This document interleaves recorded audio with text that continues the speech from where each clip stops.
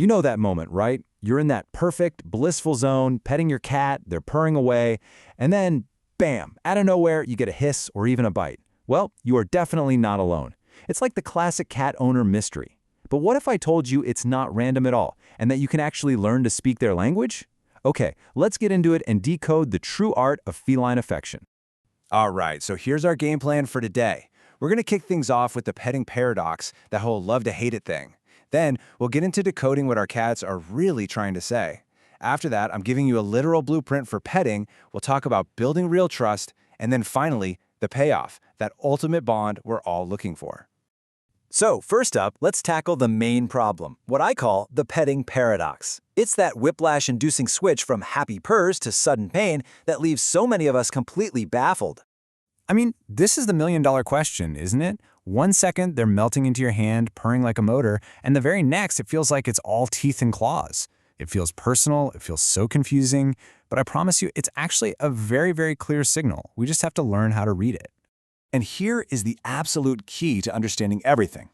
This behavior, it isn't your cat being moody or having some kind of weird personality quirk. It's simply a communication breakdown.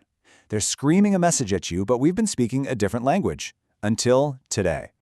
Okay, so if it's a communication problem, how do we fix it? Well, we start by learning their language. We have to decode their signals and really get the why behind what they're doing. And honestly, it pretty much all comes down to one key idea. And that big idea is overstimulation. The best way to think about it is like a tickle. You know, at first, a light tickle can feel kind of nice, but if someone keeps doing it, it gets annoying, then uncomfortable, and pretty soon you just want to shout, "Stop!" That's exactly what's happening to your cat. A nice pet crosses a line into becoming totally overwhelming, and that bite is just their way of yelling, "Okay, I'm done now." You see, we have to remember that for a cat, touch is way more than just feeling good. It's a whole complex language. It's how they bond with others they trust. It's how they do scent marking, rubbing their face on you to literally say, "You're part of my family." And crucially, it's how they build trust and tell you what their boundaries are. All right, so now we get the why. Let's get into the super practical stuff. This section is the blueprint, the how-to guide for petting your cat in a way they will absolutely love and appreciate. First things first, we need a map of the territory. And just like in a video game, there are clearly marked red zones. These are the areas you've got to approach with some serious caution, or maybe just not approach at all. The two biggest red zones, hands down, are the belly and the base of the tail. That cute, fluffy belly, it's guarding all their vital organs. So when a hand goes there, their instinct is just to defend, defend, defend. And the spot right at the base of their tail, it's packed with nerve endings. It's basically ground zero for that overstimulation we were just talking about. But hey, it's not all landmines and danger zones. Far from it. In fact, there are very specific places where pretty much all cats just love to be petted. These are the green zones, the sweet spots.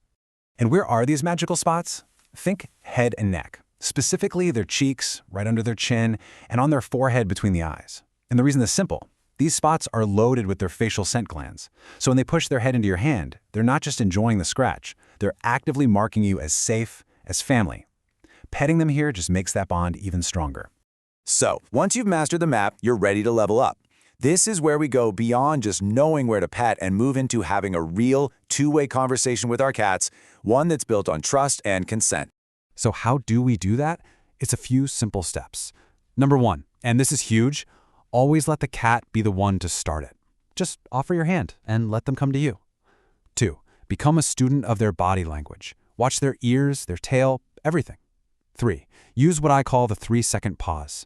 Pet for just a few seconds, then pull your hand back. Do they lean in for more? Great. If not, respect that. And finally, here's a pro tip, a real game changer. Try slow blinking at them. In the cat world, that is a massive signal of trust.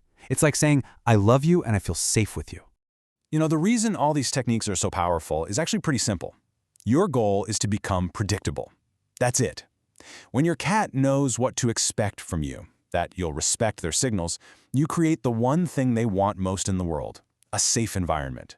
For a cat, predictability equals safety. So you do all this work, you learn their language. Where does it all lead? Well, that brings us to the final and honestly the best part of this whole journey, the payoff. And really, it all just boils down to this one simple truth. Respecting their boundaries. Learning their yes and their no isn't about holding back. It's the opposite. It is the most direct path to unlocking more affection, affection that's given freely, happily, and with total trust. And you know, this quote from the source material just says it all perfectly. When you respect their communication style, when you respect their physical boundaries, you're not just avoiding a scratch. You are building the foundation for a relationship that is so much deeper and more affectionate than you probably thought was possible. By getting their signals, respecting their space, and talking to them on their terms, you're not just a cat owner anymore. You become a true partner. You become a cat whisperer.